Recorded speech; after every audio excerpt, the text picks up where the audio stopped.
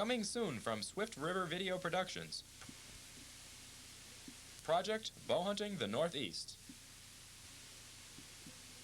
Join Roy Goodwin, Zig Kurtenis, and Dick Scorzafava as they bowhunt the best of the Northeast.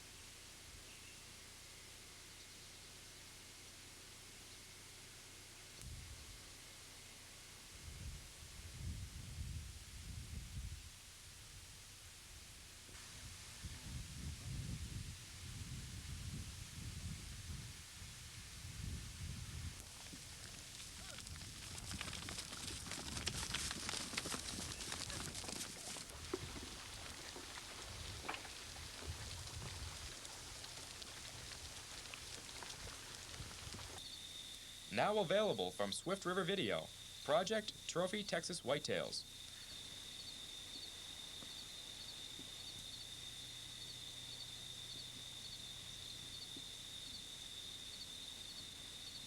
Come along with Roy Goodwin and friends as they bowhunt the famous Ford, Quinn, and Shaw ranches in their project to take a Trophy Texas Whitetail.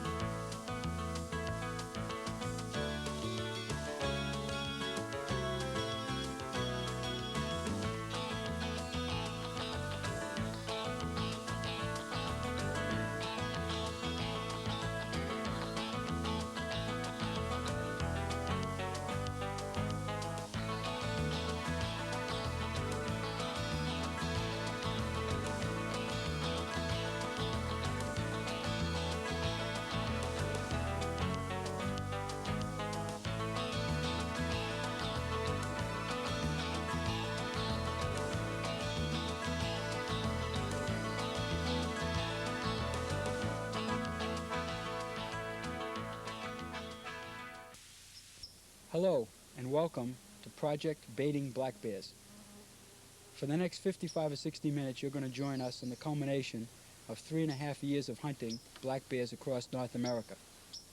I wanted you to know it took 3.5 years and over 8 hunts to get this footage because I didn't want you to think it was easy. You're not going to go out in one weekend and shoot the bears that we shot in this video. All of this footage was taken under fair chase conditions in the wild in the Canadian bush, from Alberta through Ontario, Quebec, New Brunswick, and Nova Scotia. In the process of making this video, and a lot of the hunts that we did ahead of this video, we learned a lot about hunting black bears, specifically baiting and hunting black bears by bow and arrow. The purpose of this video is to share those tips with you to hopefully improve your hunt, whether it's guided or whether it's self-guided, whether you do it yourself.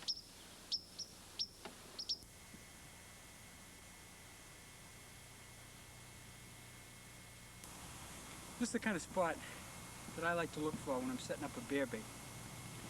I've done a lot of bear hunting and I found that the spots like this are the most productive. We've got right over here cedar swamp. Cedars, spruces, hemlocks, typical northeastern type of swamp terrain.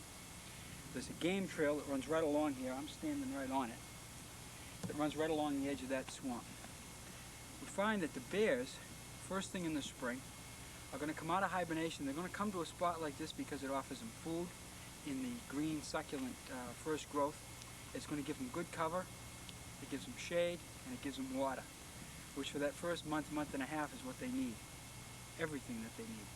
There's not a lot of good feed out, like in the fall, competing with the greens, and they need those greens in order to get their systems going. So this is where the best spring bear hunting is going to start, in the low areas. The reason I picked this particular spot is we've got a lot of evergreens, some mixed pines and hemlocks right there that will provide a very good place to put up a tree stand where I won't be silhouetted. Now once I know that I'm going to be there, here's the bear trail, I want to set up my bait in such a way that will cause the bear to come in and give me a quartering away shot. I believe that the bait should be set up close to an existing game trail so that you're not using the bait to pull him out of an area where he's not usually coming from. That's why I want to be close to the trail. Another thing I believe in is having the bait in fairly thick cover. We've got all this real thick cover in here. A bear will come out into an area like this a lot earlier in the evening during good shooting hours than he will out in a wide open space. That's a big difference I've found between bow hunting for bears and rifle hunters. A lot of your guides and outfitters who specialize in bears with rifle hunters will set you up 50, 60 yards away from the bait. They'll have the bait out in a clearing, and if that bear comes in the last couple of seconds, it doesn't matter, you can shoot him. A bow hunter wants to be able to be in a position where that bear is going to come in, and going to come in well before daylight is over, legal shooting hours, and give him an opportunity for that bear to settle down and give him the right shot angle. So what I'm going to do is right here, about 15, 16 yards away from that tree, I'm going to build a trough with available material that will cause that bear to want to approach that bait from this angle and be giving me in that tree stand a quartering away shot. The next big question is what to bait with. If you travel around from eastern Canada to western Canada down through the states, almost everywhere they bait bears. If you talk to 20 guys, you'll get 20 different opinions as to what to use. I'm not so sure that there is any particular secret formula. I've seen guys in Quebec, and you'll see the footage later on in this video too, who put meat scraps in onion skin bags and they just hang them from trees.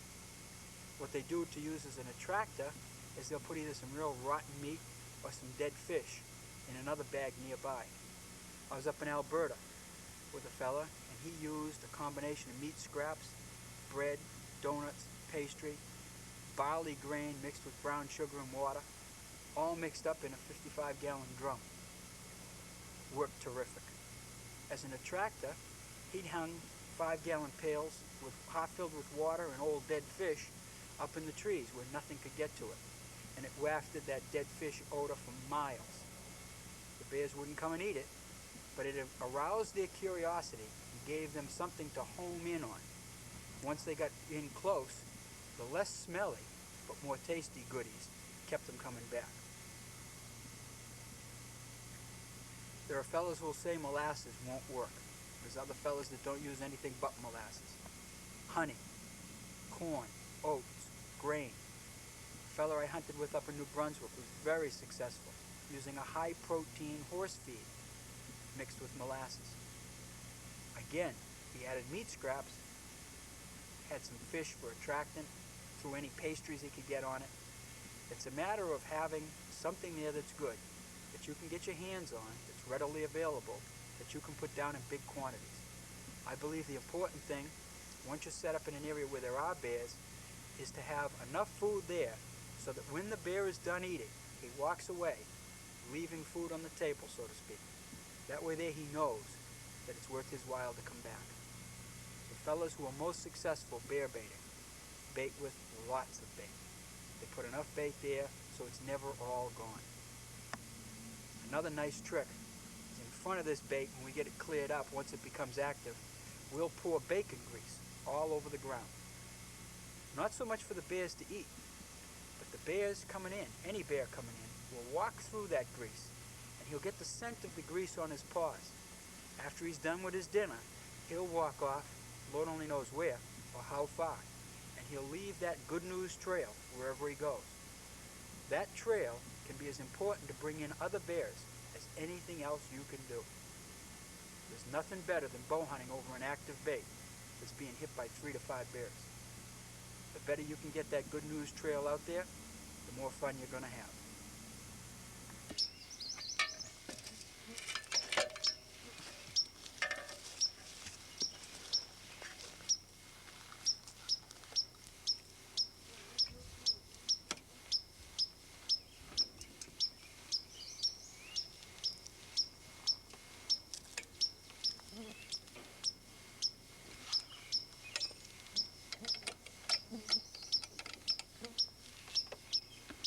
Good and solid.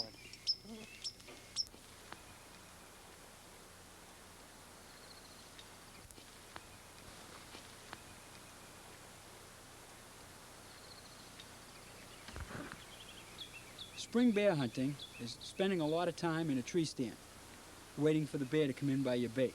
It's the way it's done. The best thing for success is to have your tree stand no more than 10-12 feet up a tree and have it no more than 12 yards from the bait. You want a good shot angle, so you want the bear quartering away. If you're any higher than 10-12 feet in the air, at the 9 to 12 yard distance from the bear, the angle of the shot will be no good to get both lungs. So you've got to keep that stand a little low. That means that you've got to be very concerned about movement. I've found that my success has improved dramatically once I learned one quick secret, and that is, from the time you get in your stand, convince yourself that there's a black bear 20 yards behind you watching you. You make the same amount of noise and movement the whole time you're in this stand that you would if you knew for a fact that bear was watching you at 20 yards, and you'll see more bears. If your guide doesn't have a permanent stand set up near the bait when you get there, or if you're on a self-guided hunt, I believe it's important to use a bolt-on or strap-on stand rather than a climber. The reason for that is you don't want to make the noise going up and down every day to your bait. You want to sneak in as quiet as possible and sit as quiet as possible. If that bear doesn't come in during legal shooting hours, you want to sneak down quietly and get out so you minimize the disturbance to the area. A lot of operations will have platform stands already built. A good operation will have one built next to camp with a 3D target so you can actually practice from the proper stand height on a bear target at the same simulated distance that you'll have under hunting conditions. You should climb up there and practice every day. Get yourself mentally and physically ready for the shot. When that moment comes, you want to be ready.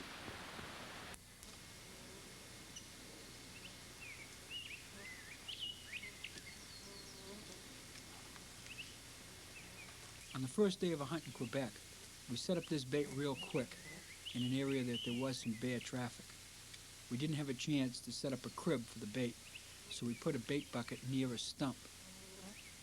20 minutes after we were in the tree, this bear came along.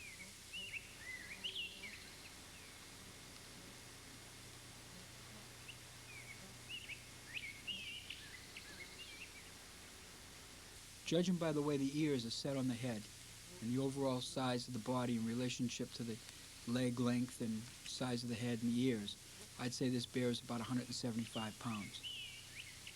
We decided to take him, if and when he presented a good shot.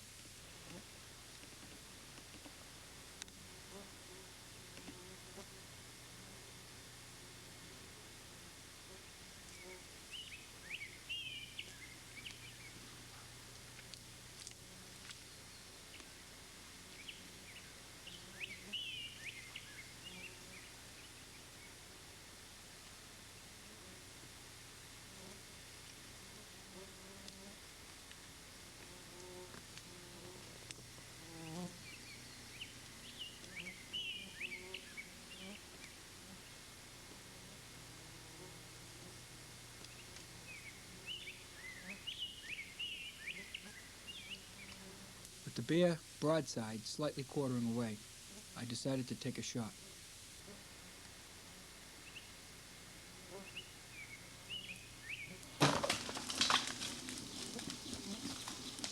The The reason we decided to show this miss on video was to teach some important lessons to all the viewers. We set this bait up in a hurry. Unfortunately, I set the stand up in a big hurry too, and I didn't have the stand angled properly for me to shoot my bow from a sitting position. When I came to full draw and shot, I had the bow actually between my legs. The lower limb of the bow struck the calf of my left leg, causing the arrow to deflect low. Another lesson to be learned here is that if you take your time, you'll have plenty of shot opportunities at a bear at a bait. After shooting at this bear and scaring it off, 15-20 minutes later it circled and came back in. Walked right by the bait, giving us another shot opportunity if we wanted to take it, and then went right over to the arrow and sniffed it on the ground.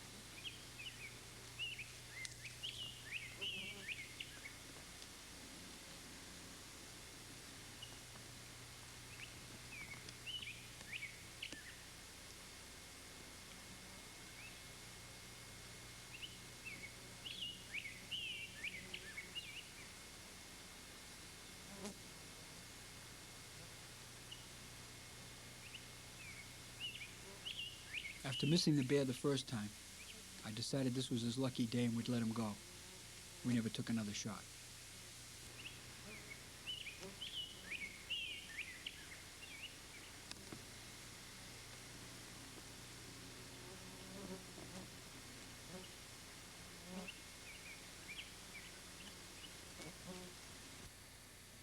Black bears and black flies are like bees and honey. You're not going to find one without the other, at least in eastern Canada where most people do their bow hunting. Black fly protection on a bear hunt is very important. Not only are the black fly bites very uncomfortable if you fail to protect yourself from them, but if you're sitting up in that stand swatting bugs and digging away at them and trying to protect yourself, you're making too much movement to be successful on the bear. This jacket here and this pants that come with it is Bug Tamer suit by Shannon Outdoors. It's a real nice suit. It's got a double mesh, a real heavy cable mesh underneath the light screen so that not only the black flies can't get you, but the mosquitoes can't bite through. The nice thing about this suit is if you're on towards the end of the spring when it's real warm, you can wear very light layers underneath it. If your regular hunting clothes aren't light enough, you can wear any casual clothes, and the camouflage pattern here gives you pretty good protection from the bear seeing you in the stand as well. You pull this net down, tuck it in real good. I hit the edges of the net with a little bit of repellent so that any bugs that do get down near there will be chased away. You want to be able to lift this net up quietly when the time for the shot comes so that you can make your shot.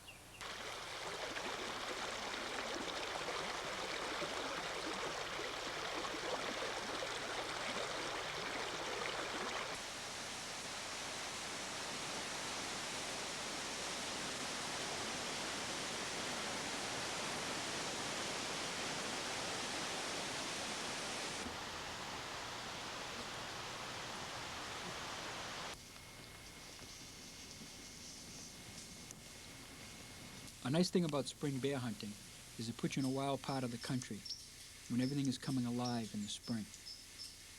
Birds are having their young, turtles are laying their eggs.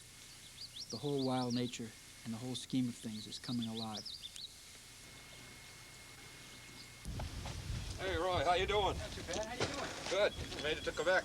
This is my assistant, Paul Gauthier. How do you do? Paul. Very good with you. He'll be working closely with you on the baits and, setting up however you want to work it for your hunting. Okay, the section we're hunting here is Zec Rapid du Chêne. It's a controlled hunting zone, and we're in here primarily to harvest the bear because they know now the bear are preying on the moose calves from a research study they've done. And the moose population here is not growing as it should be, mainly because of the predation by the black bear. And our hunting area is in this ZEC. It's 964 square kilometers. Our hunting headquarters is our guide shack here. You came across the island onto this ZEC zone, and we're right here now, and you'll be hunting an area called Lac Perdu, which means Lost Lake in French. And we have 7 or 8 baits on this road, and we've got 4 that are being hit pretty hard by large mature bear. So we'll take you up in there and show you the actual sites, and if you see something that's to your liking, you can set up there or Very good. anywhere you like. Tremendous amount of water in this map. Yes, there A lot is. of lakes and brooks and streams. This whole area of western Quebec is basically the same type of terrain. It's rolling hills, predominantly mixed hardwood, softwood, with lots of water areas, which makes it ideal because, as you know, in the spring, the bear travel those water areas. And we use a rig dog and a strike cage to locate the bear crossings in the water areas. And we mark them, and then we go back and investigate them for the bear travels there and set our baits up where the bear normally would travel, rather than trying to bring the bear from an area which is not a natural travel area for him.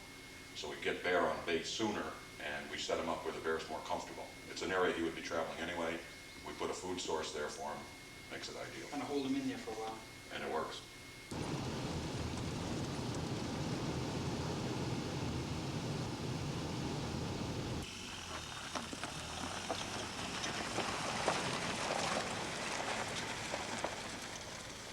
George and Paul took us to a spot where they had some bear activity on some test baits they'd set up. I liked the sign. We picked out a couple of good trees to set up a stand on.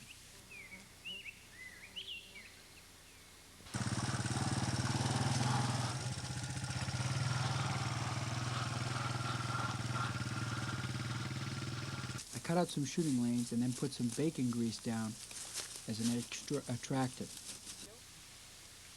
When everything was all set up, we left, went back to camp.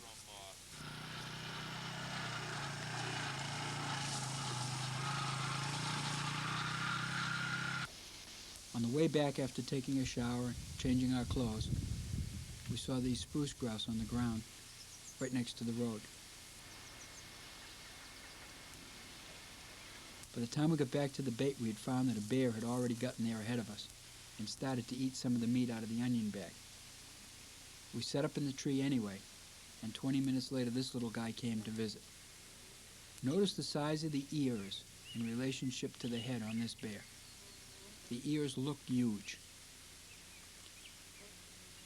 In reality, the ears are about the same size as any mature bear. It's just that this small bear's head is much smaller, making the ears look bigger. If you have a bear come into your bait that has big ears, don't shoot. It's a small bear. As the bear matures and the head gets bigger, the ears look smaller in relationship to the skull and they get further apart. We watched this little guy feed for over an hour.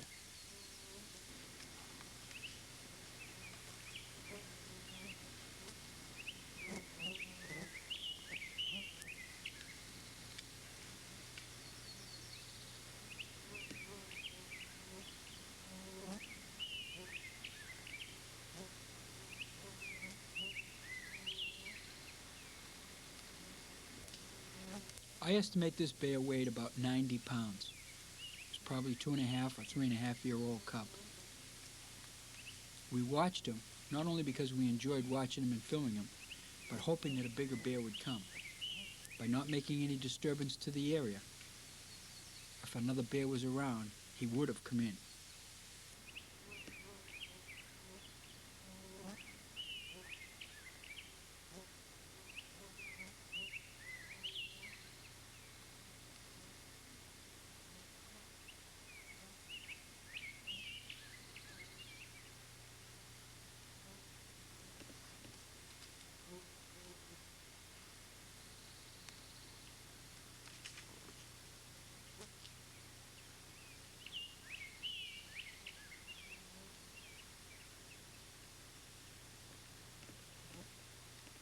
The next day, Paul set us up at another bait that had been hit quite often. Because of the extreme wind noise, we couldn't use the audio portion of this filming, which is a shame. Paul did a 5-minute dissertation about the advantages of hanging meat from an onion bag to keep the bears at the stand location to give you plenty of opportunity for a shot.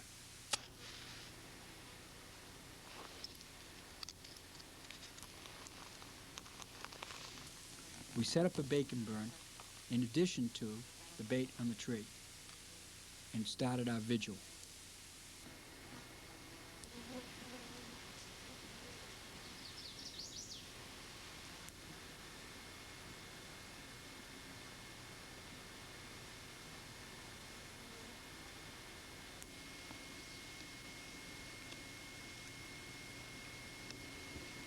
Before the burn even stopped, this little bear came moseying in to see what was going on.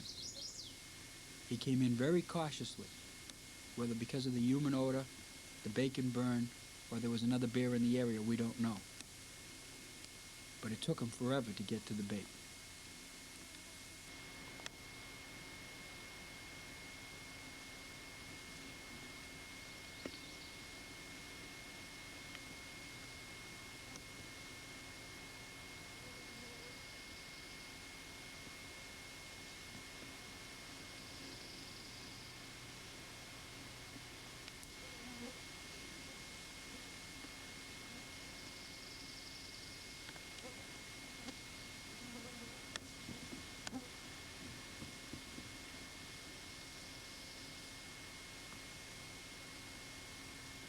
After several false starts, he finally wandered all the way in and stuck his nose right on the bacon can, tipping it off the burner.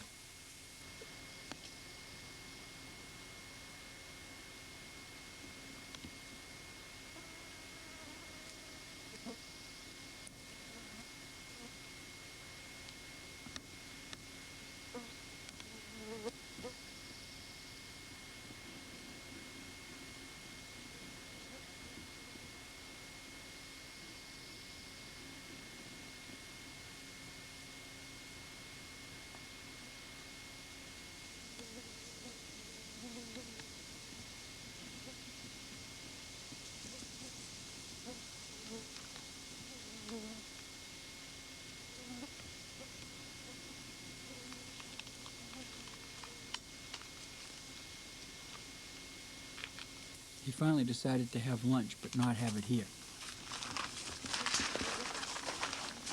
Cameraman and I almost fell out of our tree stands. We were laughing so hard when this bear took off.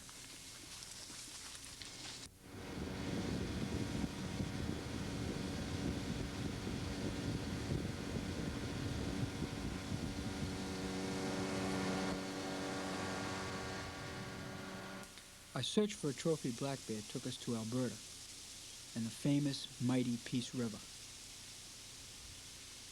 Many outfitters set up baits along both sides of this river for the hundreds of miles it travels through central Alberta.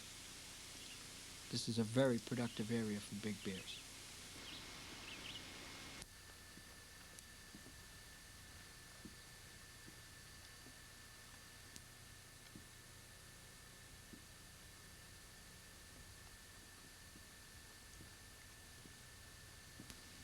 The first day in Alberta, this bear wandered into our bait site less than a half hour after we got on stand. Although it wasn't the huge bear they were talking about hitting on this bait, it was big enough, weighing in at around 350 to 400 pounds with a nice big head. I decided if he gave me a good opportunity, I'd take him.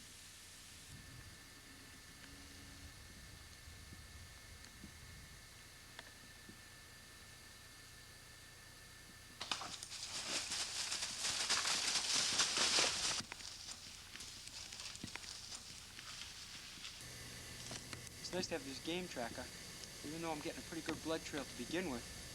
When the bear first gets hit, sometimes they run real quick. And with the heavy coat, you don't get much blood. This way here, the game tracker got me started in the right direction. We went all the way through him except for the fletching on the other side was holding. And he took those 5 or 6 bounds and I could see the arrow flopping. When he got to here, it just fell out on the ground and just kept going right around this bend.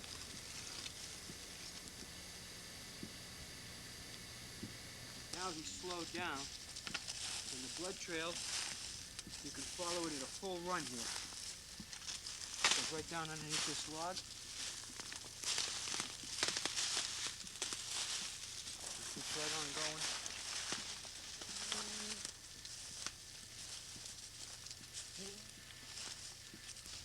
It's right over this little ridge.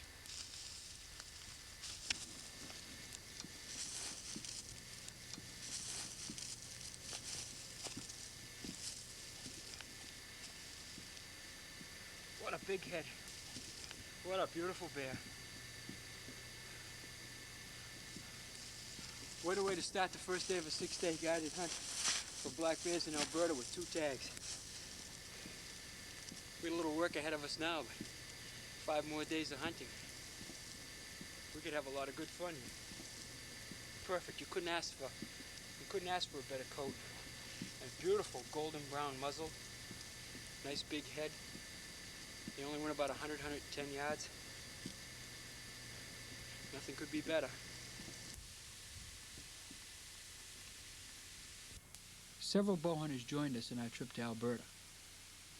While I was on another stand, Mike Conroy was fortunate enough to be sitting in vigil on this bait when this huge bear came in.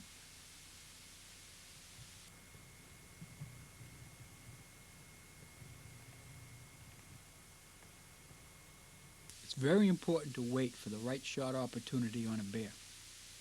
I firmly believe that the bears that are wounded and lost every year are mostly the result of people hurrying the shot. Wait for that bear to come in, settle down, and start feeding, giving you a good quartering away angle in a relaxed position. If your bait is set up right, you'll have your opportunity.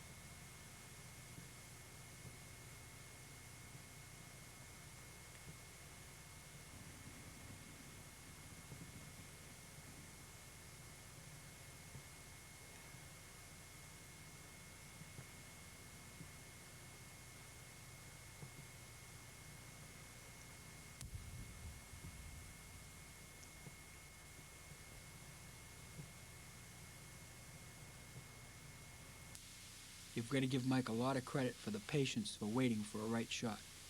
He watched this bear for over a half an hour before he was sure everything was just right.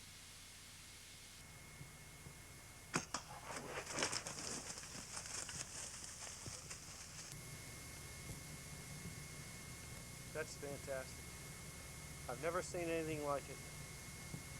And really, I'll tell you, I haven't had a better time anywhere that I've been. And there's more people that have gotten bear on this trip. And good bear. I mean, big bear. This is just absolutely incredible. I'll remember this till the day I die. Mike's patience paid off. He made a perfect shot on a real nice bear. The bear ultimately officially scored 19.5 inches for Pope and Young and weighed about 500 pounds. It was a tremendous trophy. While Mike was having all the excitement at his bait, his son Dave was at another stand with a third camera, watching this sow and two beautiful cubs. In Western Canada, as many as 60% of the bears you'll see will be other than black. They go from the very, very light blonde color all the way to a reddish brown.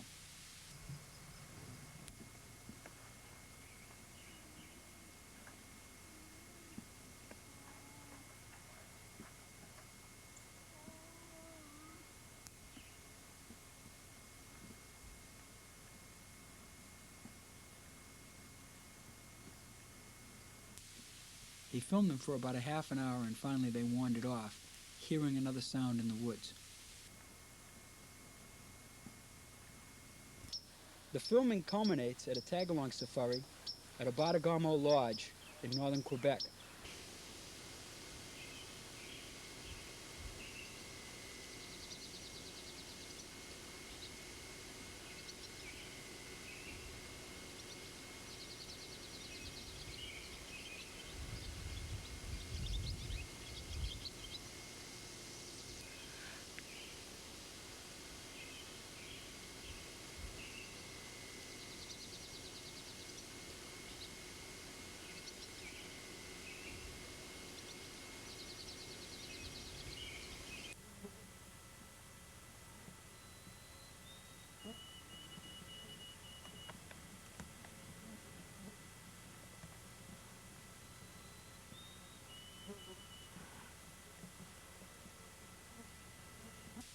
Sometimes holding out for a big trophy has its advantages.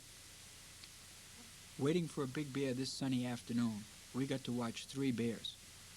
These bears were at the bait for over 2 hours, and we got to see a lot of interaction between the bears, vocalizations, and behavior that we never would have seen if we'd have shot the first one that gave us a shot opportunity.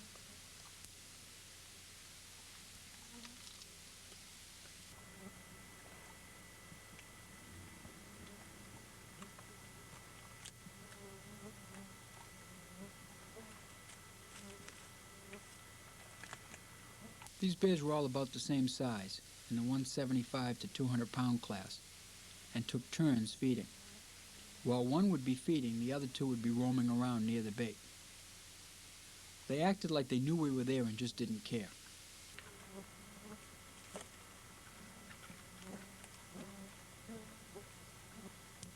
This one bear circled around behind us, came underneath the stand, and then actually walked most of the way up the ladder to see what was going on up in that platform.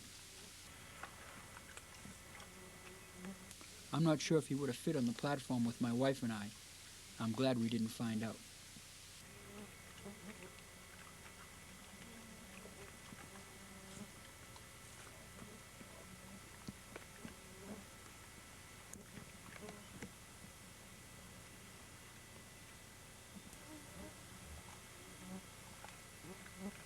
After politely taking turns for about an hour and a half, all 3 bears decided to feed at once.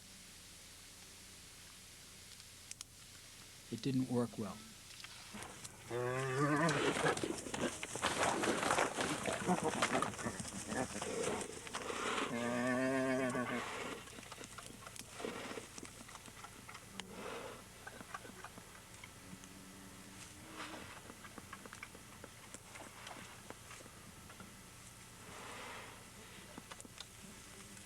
Listen carefully and you can hear the loser in this battle licking his wounds.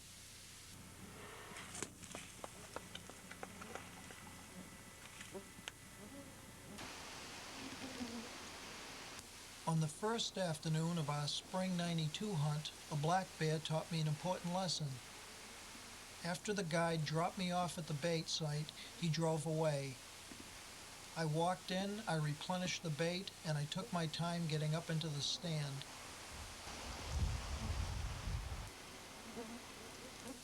I was very surprised to look uphill and to see that this bear had been watching me the entire time.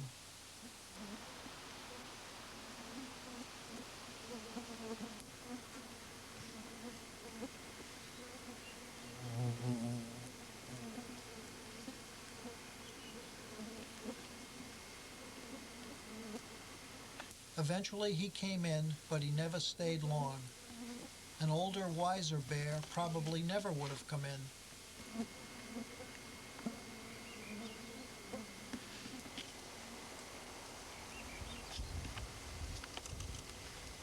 If you're having someone drop you off at a bait, make sure that they wait until you're in your stand and ready before they drive away. Car doors slamming and vehicles leaving are like dinner bells to a bear who's used to feeding it a bait.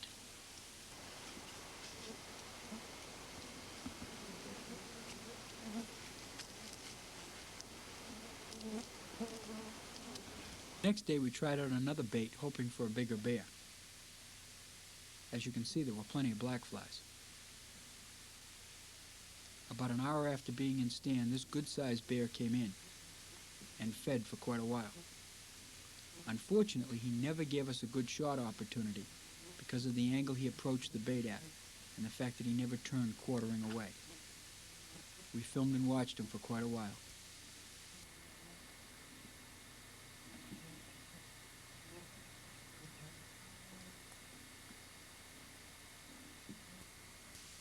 Watching him feed convinced me to come back the next day and alter the bait so that we wouldn't have a repeat.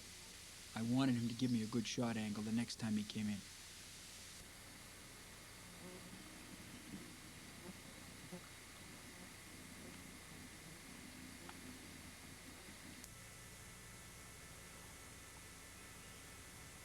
On another stand, Keith Cody was filming hunter Robbie Meyer as he watched this bear.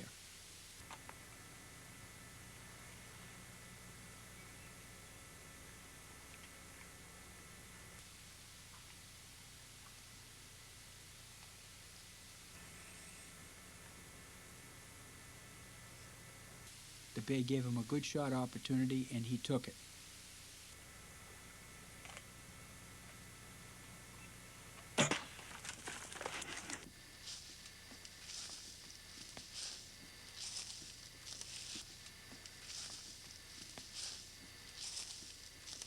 After a short tracking job, Robbie had his very first black bear.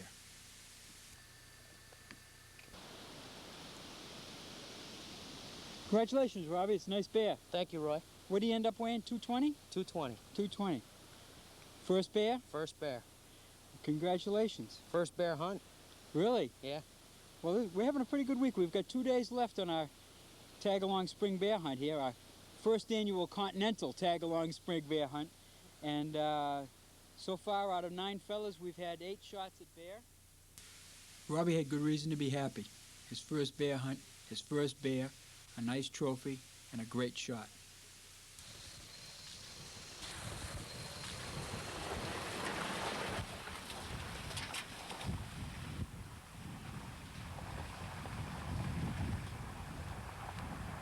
The following morning, I went back to my bait and readjusted the whole bait site.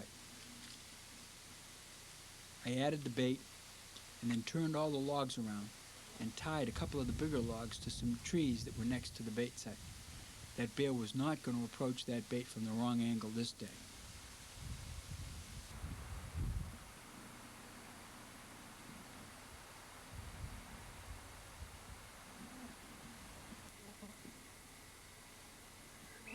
Several hours later, this bear came in.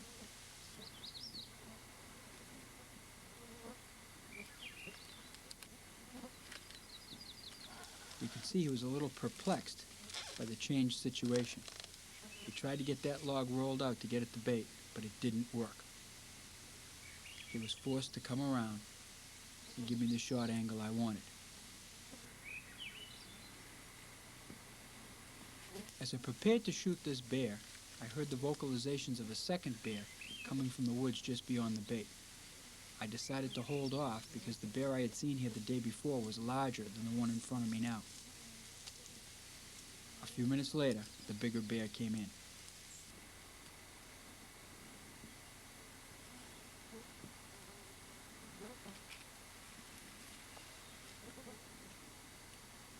Because of the revised bait setup, this bear also gave me a good shot opportunity.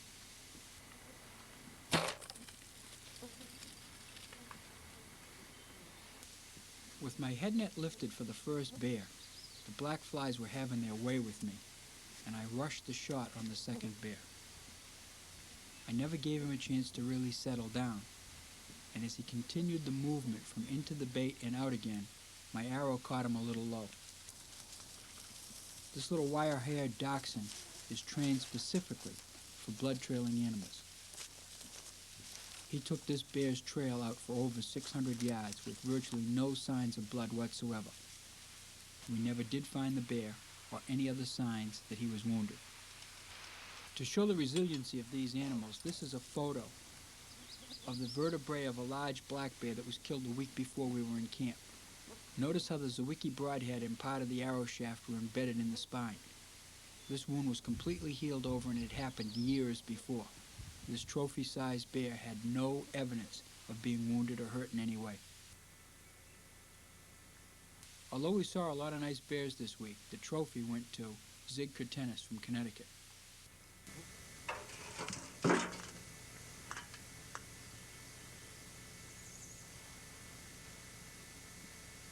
Getting to this bait late on the first evening of the hunt, we didn't have time to crib this bait the way I actually like them. We like to have them so the bear will present either a broadside or a quartering away shot. All I can do in this instance here is just wait and hope the bear presents me with the shot that I'm looking for.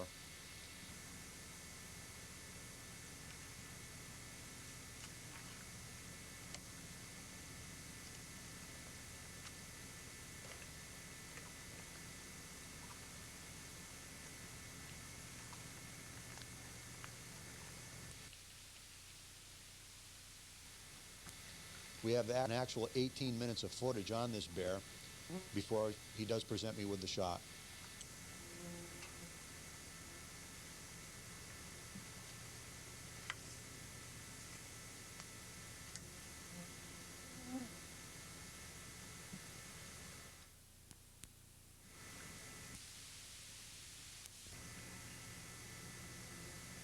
Patience is a virtue here. You just have to wait them out.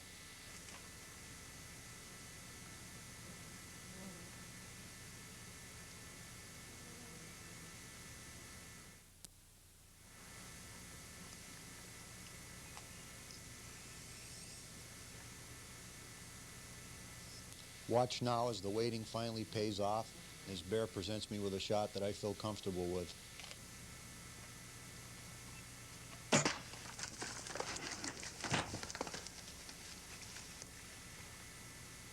Congratulations, Zig. That's a heck of a bear. Thank you, Roy. The kill shot, when we looked at it in the video, looked like you hit it a little far back. Yeah, I was concerned about that, but we got him within the first 100 yards, so I guess that was good enough. It's surprising. We'll look at the entry wound in a few minutes, but it was a lot farther forward than what it looked like in the video, and it came out almost sideways. So it took out the liver and one lung. It only went about 90 yards. Yeah, the blood trail wasn't so good at first, but we picked up quite a bit after that. The only thing I was disappointed in is how come you had to run him downhill? Well, it's the way he wanted to go, I guess. The reason we didn't show the recovery is we ended up picking up the bear last night in the dark. We didn't want to leave him out there in the woods, and we wanted to get him back and get him field dressed so that the meat wouldn't spoil. And the most important thing is not to waste the animal. You bet. So we got Zig's got a real good animal here, and the meat will be good. It was all hung last night and field dressed and everything, and we'll get the skin off it here pretty soon, and it'll be some real good eating. A real good rug and one heck of a skull. Well, I'm real happy to get him. He's my first P&Y bear. Yeah, I think he'll go over 19 inches. I believe he probably will, Roy. It looks like it might make it. Well, congratulations again. Thanks much. Now you're going to have to fish for the rest of the week. Well, that's not hard to take either. Good enough.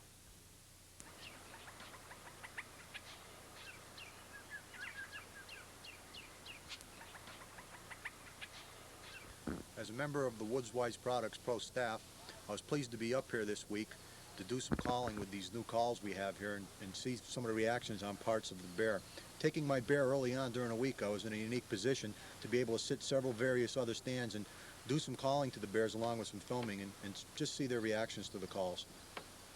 It was neat the fact that most of these baits had several bears on it, and besides actually calling to the bears, you could watch a lot of the mutual vocalization between them. Yeah, you're right, Roy. I did start off talking between the bears just by using some of these calls. I found it pretty amazing myself. On bear hunts I've been on in the past, I never tried calling to the bears. I did what everybody else normally did. You just got in a stand and tried to be as quiet as possible and be undetected. It kind of goes against the grain to make noise while you're on stand, but it does work. Yeah. Why don't you demonstrate for some of these people that have never seen bears or never mind heard them, some of the sounds they might expect to hear around a bait. Well, some of the sounds you might hear would be a call of another bear trying to run a bear off a bait, or making calls that aren't quite cohesive calls. They're more like dominant type calls. And one of them would be like just like a doo-doo call. It's just a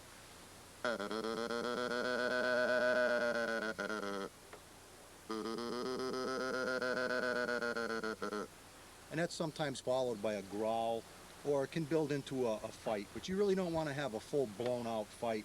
That could have a tendency to run less dominant bears off a bait. I think if you got into a little more cohesive type calling, a call we call a moan, I think it'll work more in a sense that if you had a big bear hanging around, he wouldn't stand to have smaller bears on his bait. And if you had a bear that could probably, you might think was nocturnal, you might be able to pull him in as a latch-stitch effort with a call like this.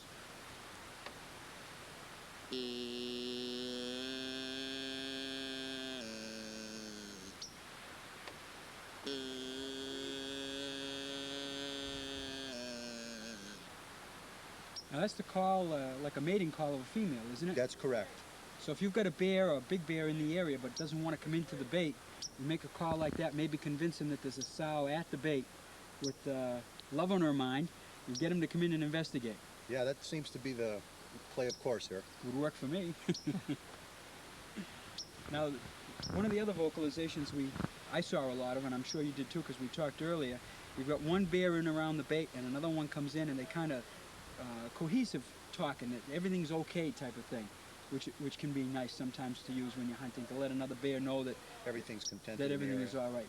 I was on a bait last night with Carmen. One bear was circling the area, didn't want to come in. Another bear came over, and they started talking to each other, and it was that cohesion, everything is all right. There was no aggression in the voice. One wasn't trying to tell the other one not to come at all. It was almost like an out call. Oh, I mean kind of like a bull moose grunt. Yeah. Yeah. Can you do that for us? We can give it a try here. We'll do it on this doe cocker. Yeah,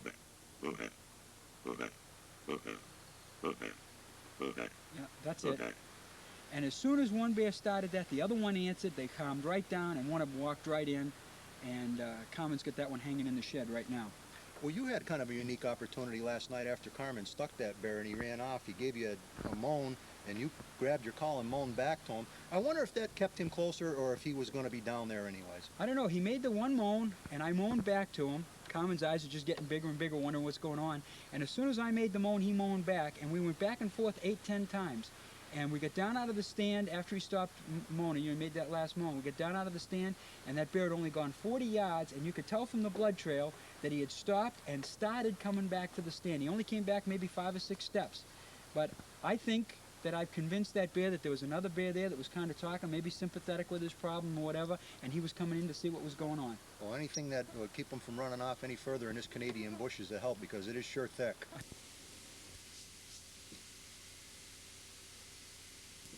The weight of black bears varies greatly between spring and fall. This is a result of sitting in a den or laying in a den for several months during the wintertime, not eating. Also, contributing to the weight of bears is the amount of available feed. You'll hear stories of 200 and 300 and 400 up to 800-pound bears being taken. A lot of these bears have never weighed, and it's a very unreliable record of how good a trophy is, the weight of the bear. The Pope and Young Club, the Boone and Crocker Club, and other measuring organizations record the trophy dimensions of a bear by recording the size of its skull after a drying period. You use the length of the skull plus the width of the skull to come up with a total size. You measure from the very back of the skull to the front of the front teeth of the upper portion of the skull. You lay the calipers across a ruler laid out in 1/16 of an inch. Then you set your calipers to the width of the skull at the widest point, perpendicular with the axis of the length of the skull. Once you set the calipers for the width of the skull, you lay that on the ruler, again in 1/16 of an inch. This skull is from a small bear, about 120 pounds, I took 6 or 8 years ago. It scores 15 and 2/16, far from the 18-inch minimum required for Pope and Young. Some of the bears taken in the video you just watched scored well over 19.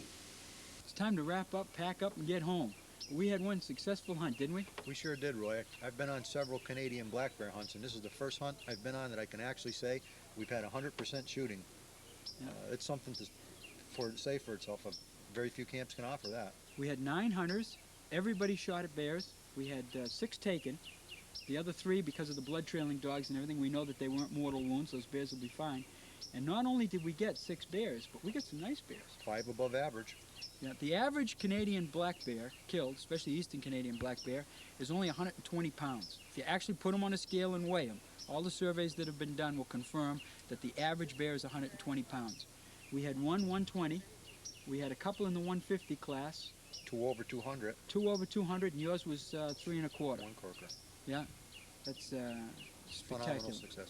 Not only that, a lot of the guys liked it up here with the aspect of once they did harvest their bear, they weren't just stuck in camp. They could go out fishing. The fishing was available right here at your doorstep. Well, I'm not much of a fisherman, but I went out one day, and with a little help from you, I even caught a couple walleyes. So, I mean, somebody who knew what they were doing could probably get a boat full of them. And they make for some fine eating, too.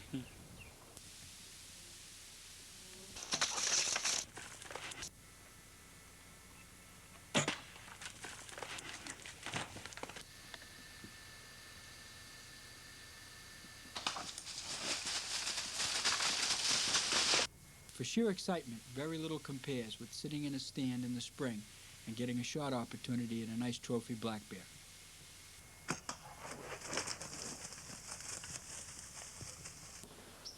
Well, I hope you enjoyed Project Baiting Black Bears as much as we enjoyed making it. We traveled a lot of Canada and we had a good time.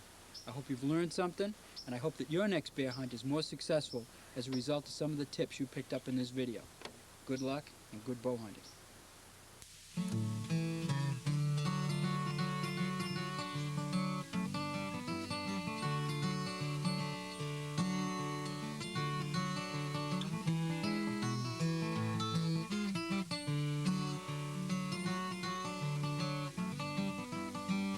This video production was sponsored in part by Bowhunting News, North America's only monthly bowhunting publication.